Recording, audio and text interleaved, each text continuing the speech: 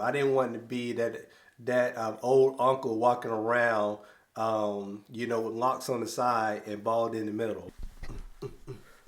You know that's going in the video now. I can't do. What is up, Flockers? That is my fellow lockers and aspiring lockers. In today's video, I'm going to be talking with a fellow locker, a former locker, and just getting his perspective on his lock journey. And yeah, so stick around.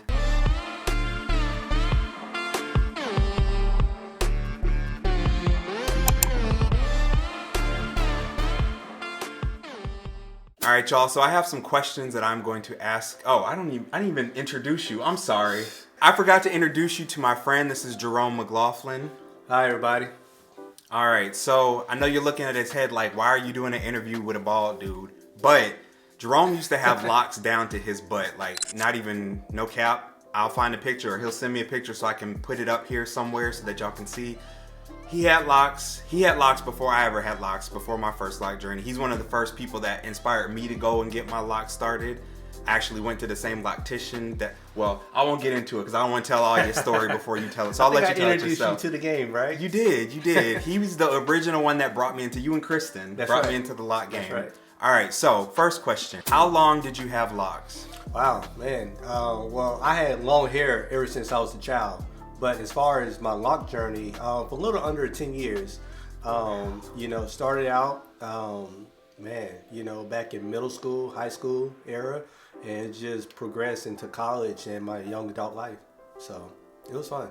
Almost 10 years? Almost 10 years, wow. That's right. That's the lock journey right there. Yeah. All right. So how did you start your locks? Well, initially I started from having cornrows, right? Growing up, I was always rock a afro, right? And I enjoyed it. But one day I decided, hey, I want to dread this thing up so I could really be done with it. So my hairstylist, Cal Johnson, she started me out with 2-strand twists. And so shout out to Calla. Right. And so, we let it lock.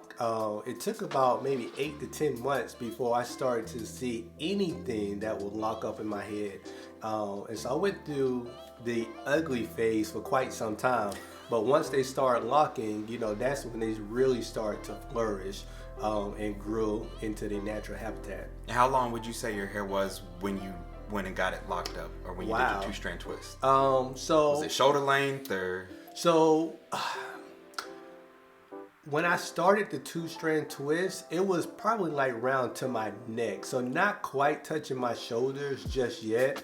Like if it was braided, it would probably touch my shoulders if I was pulling it down. But on the 2-strand twist, because, they kind of like bungee up and down, like it was kind of like at the bottom of my neck, somewhere within that proximity. Okay. And how was your journey? Did you enjoy it? Were there good times, bad times? Was it a positive experience? I mean, you did it for almost 10 years, so it must not have been too bad. But That's right. How was your journey, and how did other people react to your locks and your journey? I enjoyed it. I enjoyed every moment of it. If I could do it all over again, I would. Obviously, genetics caught up with me, right? And so, something had to give. I didn't want to be that old uncle walking around, with locks on the side and bald in the middle. I'm glad you didn't say any names, but there's plenty in downtown Atlanta. There's plenty in downtown Atlanta. Right. So, I didn't want to be that uncle walking around looking like that. So, I decided to let it go. And, that was on my heart. It was a tough decision when that time had to come. But I really and thoroughly enjoyed my, like the last 10 years of me having my dreadlocks, because, it gave me a chance to embrace who I really was. For me, it was a little bit of cultural as well. My background is Bahamian. And so, they say, your hair is your strength, right? And so, obviously I'm a newer generation. And so, like that saying really embraced to the old school, like way of thinking. But I enjoyed it, and during the time that we was coming up, it was more so of a kind of like it was the style then, right?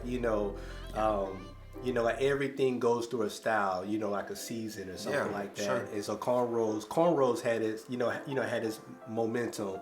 Dreadlocks had its momentum. And they keep going out of style and coming back. That's right. Yeah. And so, like was kind of embraced in it, like during that, like that peak period. And so, like, it was a fun journey,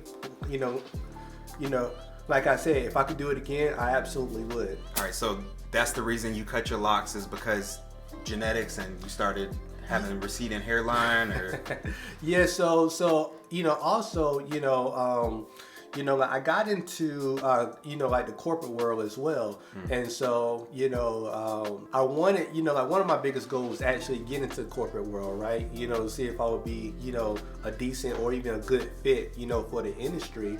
And so during the time, dreadlocks always was something that people looked down on, right? People looked at them as like, hey, this is not professional enough. They're unclean. Did anybody ever say something like that to you? Well, like in terms of washing your hair, or well, I mean, like you would get like comments to where like I don't think people meant what they said, but like people would say, how often do you wash your hair, or hey, like you have dreadlocks, you can't wash your hair, right? And so people think that you can't wash your hair when you have locks, and that's certainly untrue. And I mean, the matter of fact is, like you moisturize and you keep your locks clean, shiny, and good smell, so that you don't get that mildew or you don't get that buildup. But people always classify the locks as being dirty, and that's simply not true. They was as clean as any other body's parts, like on anybody, or even cleaner in right. some cases. Exactly. And so in the corporate limelight, during that time I was coming up, it was slowly breaking through that market. But nowadays, I mean, wouldn't you say like it's the norm in today's market? It's going that direction. I don't think we're there yet, because there's still a lot of states where people can discriminate against you and tell you you have to cut your hair, or you can't wear your hair in its natural state or in locks. Okay. But we're definitely going in the right direction, because we have the Crown Act, we have right. legislation that people are being more conscious of the fact that you can't discriminate against.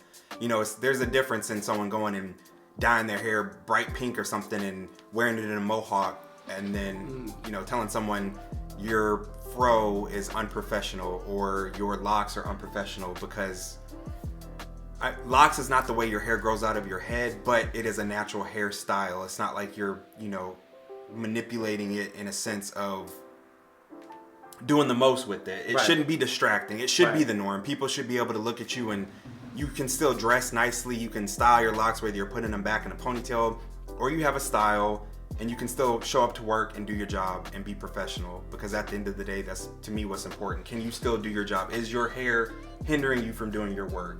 Right. And also like that's another good point. And like this next photo that you will see right here is me during my beginning stage of having my locks. And so this was kind of like when I believe I was like within that first year and a half of growing my locks, and this was kind of like that professional stage. And later on in this video you will see some of the older pictures as well, as my locks got more mature. And when you mentioned the ugly stage earlier, because obviously like when I did my locks, my hair was short. Right. So I remember.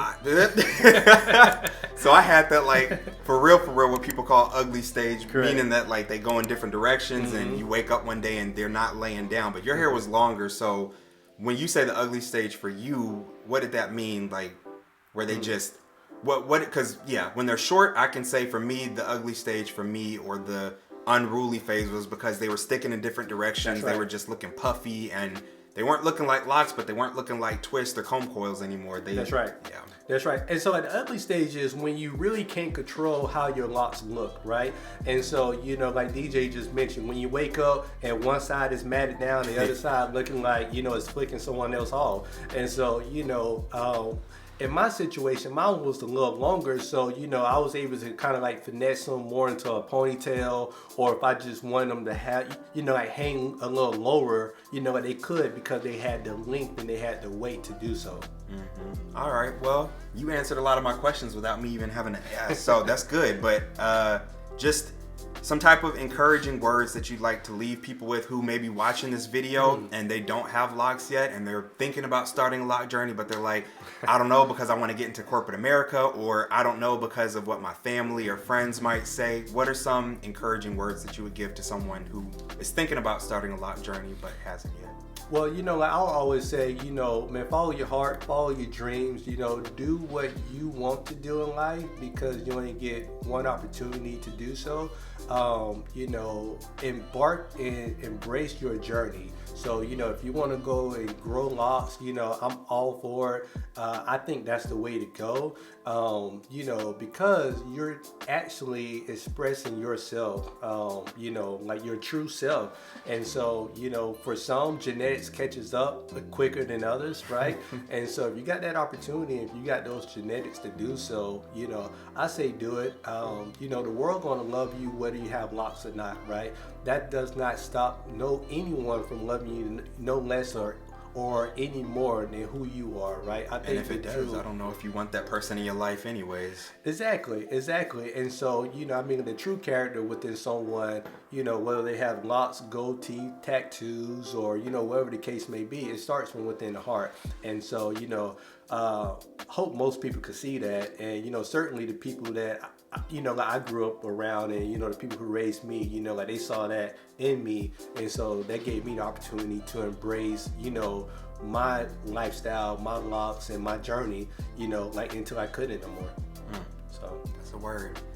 All right, well, thank y'all for tuning in. If you have any questions for Jerome, leave them down in the comment section below, and either I will try to answer them or I will ask him for his input to answer them.